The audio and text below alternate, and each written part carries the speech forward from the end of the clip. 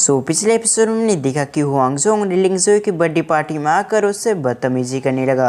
इसीलिए सुजवान बीच में आ गया, जिसके चलते हुआंगजोंग सुजवान पे काफी गुस्सा हो गया। साथ ही हुआंगजोंग ने अपने गार्ड को ऑर्डर देते हुए सुजवान पे अटैक करने के लिए कह दिया। पर दूसरी तरफ सुजवान, जिसके पास पहले कल्टीवेशन नहीं था, उसने कुछ हद तक अपनी फाउंडेशन को ठीक कर लिया था। इसीलिए कुछ हद तक सुजवान के पास भी पावर आ गई, जिस पावर का इस्तेमाल करते हुए सुजवान ने हुआंगजोंग की गार्ड को धो दिया। और इससे पहले सुजवान हुआंगजोंग को मारता, उससे पहले हुआंगजोंग को उस जगह पर अंकल आ गया, जिसने शांति से सुजवान से बात करते हुए हुआंगजोंग को बचा लिया। लेकिन हुआंगजोंग ने सुजवान को अभी तक माफ नहीं किया था, इसीलिए उसने अपने फादर से कहकर सुजवान को बुला लिया। अब आगे इस एपिसोड की शुरुआत में सुजवान ने कहा क्यों ना हम टेबल पे बैठकर फूड को एंजॉय करते हुए बातें करें। ये कहकर सुजवान टेबल पे बैठ गया, जबकि उसकी हरकतों को देखकर हुआंगजोंग को गुस्सा आने लगा। पर उसके फादर ने उसे रोकते हुए सुजवान से कहा, दरअसल मैं तुमसे इसलिए मिलना चाहता था क्योंकि तुमने मेरे बेटे को कल पनिश किया। साथ ही मुझे ये नहीं मालूम कि आखिर तुम दोनों के बीच क्या बातचीत हुई, जिसकी वजह से तुमने मेरे बेटे को पीटा। मुझे इस बात से कोई लेना देना नहीं है, लेकिन मैं हुआंगजोंग के फादर होने के नाते बिल्कुल भी बर्दाश्त नहीं करूंगा कि तुम्हारी जैसे एक लूजर मेरे बेटे की धुलाई करे।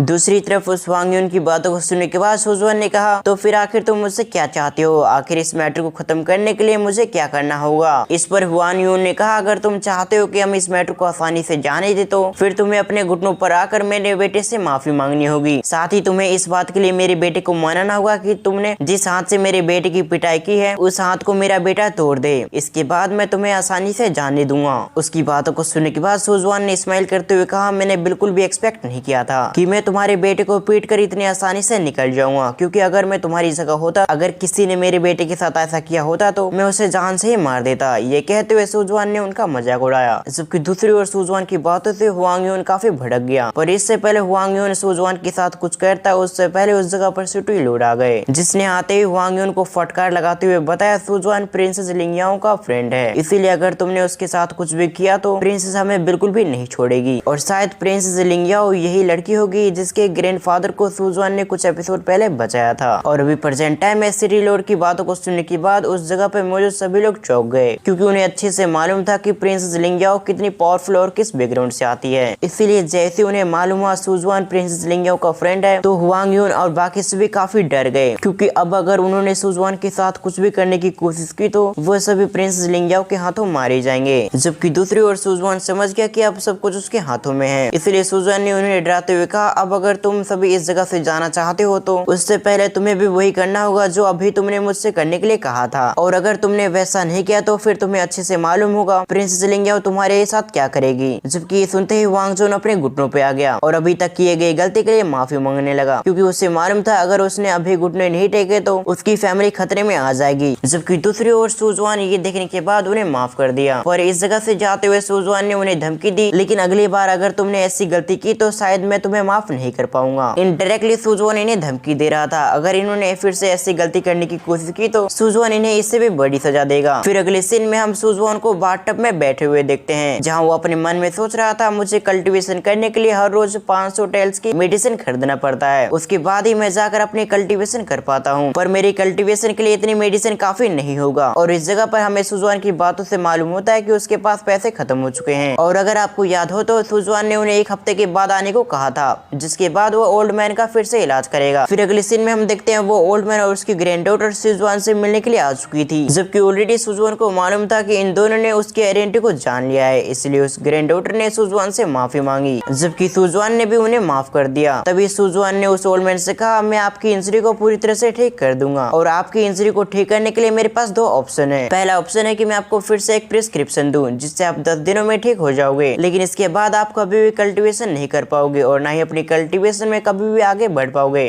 ये सुनते ही उस ओल्ड मैन ने कहा, आखिर दूसरा ऑप्शन क्या है, क्योंकि वो ओल्ड मैन नहीं चाहता था कि उसकी कल्टीवेशन एक ही जगह पे रुक जाए। दूसरी ओर ये सुनने के बाद सुजवान ने कहा, दूसरे ऑप्शन में तुम्हें सबसे पहले मुझे अपने मार्शल आर्ट्स को दिखाना होगा, जिसे तुम प्रैक्टिस करते हो, उसके बाद ही मैं जान पाऊंगा आखिर तुम्हारी टेक्निक में कहाँ प्रॉब्लम आ रही है, उसके बाद ही मैं तुम्हें पूरी तरह से ठीक कर पाऊंगा, इसके बाद शायद तुम अपनी कल्टीवेशन कर पाओ। पर उसकी बातों को सुनने के बाद उस ओल्ड मैन की ग्रैंडडॉटर अपनी ग्रैंडपा से कुछ समय बातें करने लगी, और इसी दौरान वो अपने ग्रैंडपा से कहती है अगर हमने ये टेक्निक सुजवान को दिखाया तो काफी बड़ी प्रॉब्लम हो जाएगी, क्योंकि वो टेक्निक हमारे क्लैन में हमेशा से पास आउट होती आई है। और कुछ समय बातें करने के बाद उस ओल्ड मैन ने डिसीजन लिया कि वो अपनी टेक्निक सुजवान को दिखाएगा, इसलिए उसने सामने आते हुए टेक्निक को परफॉर्म करना शुरू कर दिया। जबकि उसकी टेक्निक को देखने के बाद सुजवान को भी समझ में आ चुका था कि उसकी टेक्निक में किस जगह पे गलती है। तभी सुजवान ने उन दोनों को बताया कि तुम्हारी टेक्निक की फाउंडेशन काफी अच्छी है, जिसके चलते तुम 3rd लेवल पे आ चुके हो, पर अगर तुमने इस टेक्निक को प्रैक्टिस करना जारी रखा तो ये तुम्हारे लिए काफी परेशानी दायक होगा और शायद तुम्हें इस टेक्निक की वजह से अपनी जान से भी हाथ धोना पड़े, क्योंकि जब तक तुम्हारी पावर कम थी तब तक ये टेक्निक तुम्हें नुकसान नहीं पहुंचा रही, लेकिन जैसे तुम एक हाई लेवल पे पहुंच चुके हो तो ये टेक्निक तुम्हारे लिए जानलेवा बन रही। दूसरी ओर सुजवान की बातों को सुनने के बाद वो दोनों ही शॉक्ड हो गए। तभी उस ओल्ड मैन ने कुछ बातें याद करने के बाद सुजवान की बातों से एग्री करते हुए कहा तुमने जो भी बताया वो सभी सही है, क्योंकि कुछ समय पहले मैं 3 बार मरते मरते बच चुका हूँ। ये कहते हुए उस ओल्ड मैन को समझ में आ गया कि सुजवान एक ग्रैंड मास्टर है जिसकी आंखें काफी तेज है, साथ ही वो काफी टैलेंटेड भी है। और इसके साथ ही वो अपने मन में सोच रहा था अगर उसकी मुलाकात सुजवान से ना हुई होती तो वो अभी तक इसी टेक्निक को प्रैक्टिस कर रहा होता और आखिरी में इसी टेक्निक को प्रैक्टिस करते हुए उसकी मौत हो जाती। ये सोचते उसके रोंगटे खड़े हो गए, इसलिए उसने जल्दी से सुजवान को ग्रीट करते हुए सुजवान से रिक्वेस्ट करते हुए कहा कि वो उसे ठीक कर दे, जिसके लिए सुजवान भी तैयार हो गया। साथ ही सुजवान ने जमीन पे चिन्ह बनाते हुए उन्हें समझाने लगा और कुछ ही समय के अंदर सुजवान ने उन्हें बता दिया कि आखिर उन्हें अपनी टेक्निक कैसे प्रैक्टिस करनी है जिससे उनकी जान को खतरा नहीं होगा। साथ ही अब तक उन्होंने जिस टेक्निक को प्रैक्टिस किया है वो टेक्निक आगे उन्हें कोई भी प्रॉब्लम नहीं देगी। ये सब कुछ अच्छे से समझाने के बाद सुजवान उस जगह से जाने लगा। साथ ही उसने बताया कि आज ओल्ड लेडी का बर्थडे है, इसीलिए मुझे उनकी पार्टी में जल्द से जल्द जाना होगा। और इसी सीन के साथ हमारा ये पार्ट यहीं पर एंड होता है।